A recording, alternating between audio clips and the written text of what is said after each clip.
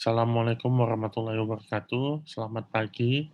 Hari ini di pertemuan yang ke-11 mata kuliah kultur jaringan kita akan mempelajari tentang bioteknologi, yaitu bagaimana aplikasi bioteknologi dalam bidang pertanian. Bioteknologi artinya adalah terdiri dari dua kata, yaitu bios dan teknoslogos. Maka pengertiannya adalah suatu metode ilmiah untuk mencapai tujuan praktis. Nah, jadi secara lengkapnya, bioteknologi merupakan pemanfaatan prinsip yang menggunakan makhluk hidup untuk hasilnya produk dan jasa guna kepentingan manusia.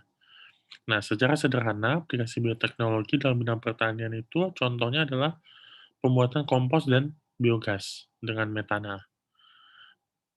Pemanfaatan bioteknologi untuk meningkatkan hasil pertanian pada sekarang ini dilakukan secara modern. Nah, secara contoh, pemulihan tanaman dengan menciptakan teknologi transgenik, kultur jaringan, biopestisida atau pestisida organik, dan lain-lain. Nah, bioteknologi seperti yang sudah saya jelaskan bahwa pengertiannya pemanfaatan dengan menggunakan prinsip ilmiah. Jadi, oleh karena itu, tidak hanya satu bidang atau rumpun ilmu saja yang diperlukan atau mencakup bioteknologi. Ada banyak sekali ilmu bergabung membentuk apa yang kita sebut bioteknologi. Rumpun-rumpun ilmu tersebut dari mikrobiologi, biokimia, genetika, kimia, biologi sel, enzimologi, dan masih banyak lainnya.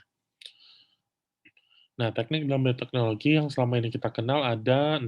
Yang pertama fermentasi, analisis genetik, seleksi dan pemuliaan, lalu ada analisis DNA, kultur sel dan atau jaringan, serta rekayasa genetik atau DNA rekombinan.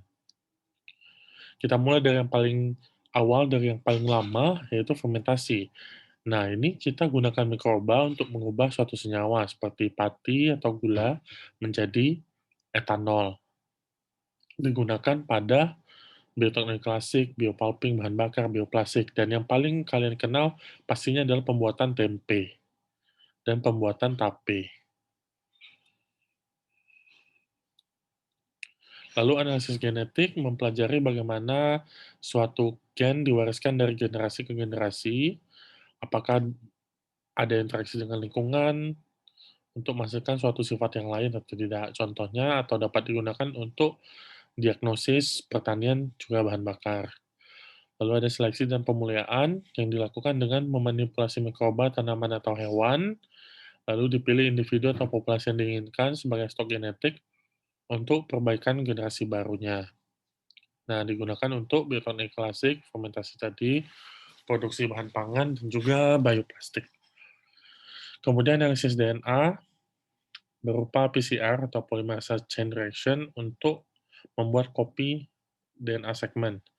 Nah, salah satu contoh marker molekuler yang paling sering digunakan adalah RFLP untuk mendeteksi keberadaan suatu gen pada DNA.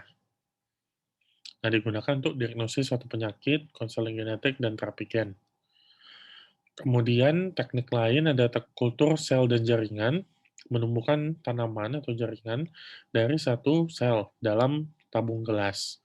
Digunakan untuk perbanyakan tanaman, produksi tanaman transgenik, bahan kimia, serta penelitian kedokteran. Nah, ada juga rekayasa genetika atau DNA rekombinan, jadi kita transfer segmen atau bagian DNA dari suatu organisme ke organisme lain. Nah, nanti kedua organisme tersebut dapat tidak saling berkerabat satu sama lain. Artinya adalah kita bisa menggabungkan DNA antar spesies, digunakan untuk produksi bahan pangan, farmasi, konseling genetik, serta terapi gen. Nah, kalau tadi ada teknik bioteknologi yang sering digunakan, maka selanjutnya adalah aplikasi atau penggunaan bioteknologi secara khusus di bidang pertanian. Yang pertama yang sering kita lihat adalah hidroponik, lalu kultur jaringan, dan pembentukan varietas baru. Hidroponik berasal dari bahasa Yunani, hydro dan ponos. Hydro artinya air, dan ponos itu bekerja. Jadi hidroponik artinya bekerja dengan air. Nah, dalam praktiknya, hidroponik dilakukan dengan berbagai metode, tergantung media yang kita gunakan. Nah, keuntungan dari hidroponik atau bercocok tanam secara tanpa media tanah ini adalah yang pertama, tanaman dapat kita kembangkan di segala tempat.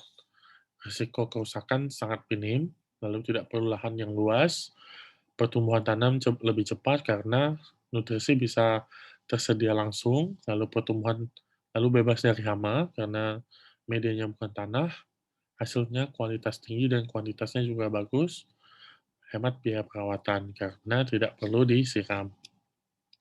Nah, ada 3 sistem pemberian hara yang dikenal selama ini. Yang pertama sistem hidroponik, lalu sistem lapisan tipis, dan sistem hidroponik. Bedanya adalah pada sistem hidroponik, seluruh akar terendam dengan jumlah, air atau ketinggian air yang tinggi ya. Lalu pada lapisan tipis, jadi hanya, beberapa senti akar akar saja, nanti akarnya akan bergerak ke samping. Serta aeroponik ini tidak ada atau akarnya tidak terkena dengan air, jadi di bawahnya unsur hara, lalu akarnya menggantung di atasnya. Umumnya susunan larutan hara dan air yang digunakan adalah seperti ini, unsur yang diperlukan ada unsur hara makro dan mikro, minimal ppm-nya segini atau konsentrasi maksimalnya segini, dan optimum untuk pertumbuhan yang baik ada segini. Silakan diamati sendiri. Nah, jenis tanaman yang banyak dihidroponikan contohnya pada golongan atau genus Philodendron, Dracaena, Aglaonema, dan Spathiphyllum, atau kebanyakan ini pada tanaman hias. Lalu golongan sayuran juga, tomat, paprika, timun, selada, sawi, kangkung, dan bayam biasa dilakukan untuk hidroponik. Kemudian pada tanaman buah yang biasanya di hidroponik, jambu air, melon, kedondong, bangkok, dan belimbing. Nah, ini memang sekilas seperti tanaman keras, namun bisa di hidroponik. Contohnya seperti ini, jadi untuk tanaman keras bisa gunakan yang hidroponik yang lebih besar. Nah, lalu ada aplikasi yang kedua yaitu kultur jaringan. Kultur jaringan saya rasa tidak eee, sudah familiar ya sama kalian karena selama ini kita mempelajari tentang kultur jaringan, yaitu kita ambil explant, kita tanam di media, lalu ditumbuhkan aklimatisasi, dan jadi tumbuhan utuh.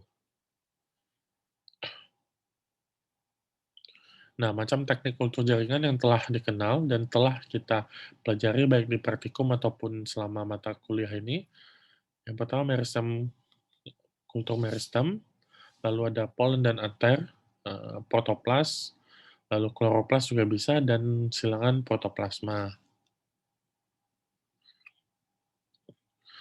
Lalu aplikasi yang ketiga pada bioteknologi adalah pembentukan varietas tanaman unggul baru. Nah, teknik bioteknologi dimanfaatkan untuk membuat jenis tanaman unggul yang baru. Tanaman ini diharapkan punya produktivitas yang lebih baik, serta ada juga nilai tambah seperti kandungan nutrisi, kelestarian lingkungan, usia panen, dan berbagai nilai lainnya. Nah, beberapa jenis tanaman unggul baru yang dibuat dengan pemanfaatan bioteknologi adalah sebagai berikut, ada 4 ya, yang sudah dibuat. Pertama padi golden rice, lalu kentang kaset berbang, tomat flavor saver, dan tembakau rendah nikotin. Nah, padi golden rice ini, golden rice diberikan karena butirannya warnanya seperti emas kekuningan. Nah, yang dilakukan adalah rekayasa genetika untuk produksi golden rice ini.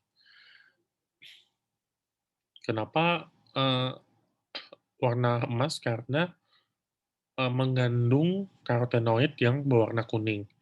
Nah, kenapa harus dengan rekayasa genetika? Karena tidak ada plasmodium padi yang mampu menciptakan atau memproduksi karoten, sehingga beta karoten harus disisipkan melalui rekayasa genetika. Lalu yang kedua, contoh ada kentang raset berbang.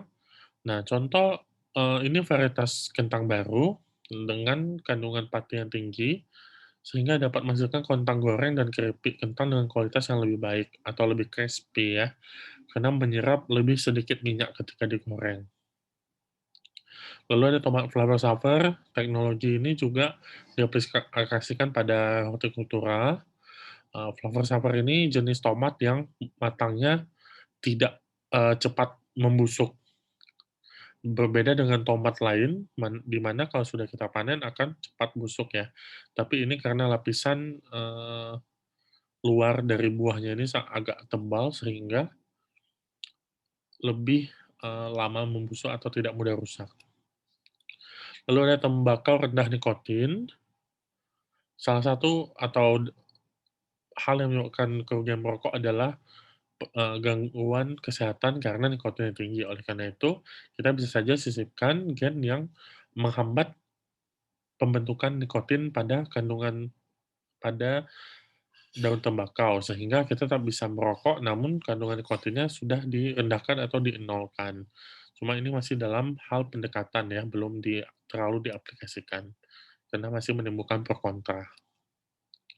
Nah, kelebihan bioteknologi di bidang pertanian ada banyak ya, eee, bisa menghasilkan keturunan dengan sifat yang unggul, lalu menghasilkan produk agribisnis yang berdaya saing tinggi, seperti yang tadi ada tomat Velvet Savour, ada kentang Rasad Burbank, ada Golden Rice, itu kan kalau dijual bisa lebih mahal ketimbang komoditi aslinya.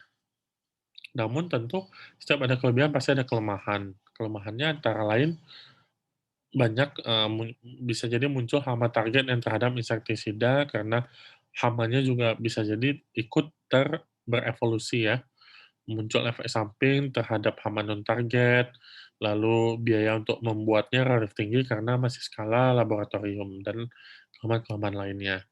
Sekian materi hari ini, jika ada pertanyaan langsung ke forum diskusi, dan sampai jumpa. Assalamualaikum warahmatullahi wabarakatuh.